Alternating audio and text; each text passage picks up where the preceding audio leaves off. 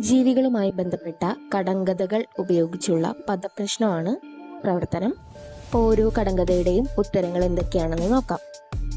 പാറ പോലെ വയറുണ്ട്, തൂണ് പോലെ കാലുണ്ട്, ചൂല് പോലെ വാലുണ്ട്, മുറം പോലെ ചെവിയുണ്ട്. ആനയാണ് ഉത്തരം. മുറുക്കി ചുവപ്പിച്ച മുത്തശ്ശി, പച്ചയുടുപ്പിട്ട മുത്തശ്ശി, കതിരുകൾ കൊത്തും മുത്തശ്ശി, കൊഞ്ചിപ്പറയും മുത്തശ്ശി. തത്ത.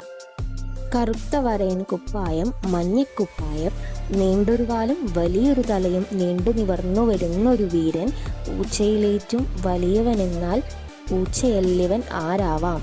ഉത്തരം കടുവ. പൂവുകൾ തോറും മൂളി നടക്കും തേൻ കുടിക്കും ഞാനാര്? വണ്ട്. ചില്ലകൾ തോറും ചാടും ഞാൻ, ചിൽച്ചിൽ പാടി നടക്കും ഞാൻ, അണ്ണാൻ. അപ്പം പോലെ തടിയുണ്ട്, അല്പം മാത്രം തലയുണ്ട്, ആമ.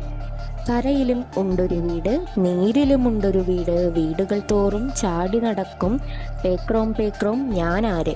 തവള. തേനിൻ കൂടുകൾ തേടി നടക്കും കറുത്ത കമ്പിളി വായക്കാരൻ, കരടി. കൊമ്പൻ കാള ഇഴഞ്ഞു വരുന്നു, പിടിക്കാൻ ചെന്നാൽ കൊമ്പില്ല, ഒച്ച്.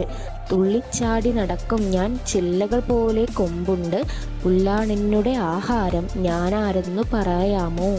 മാൻ.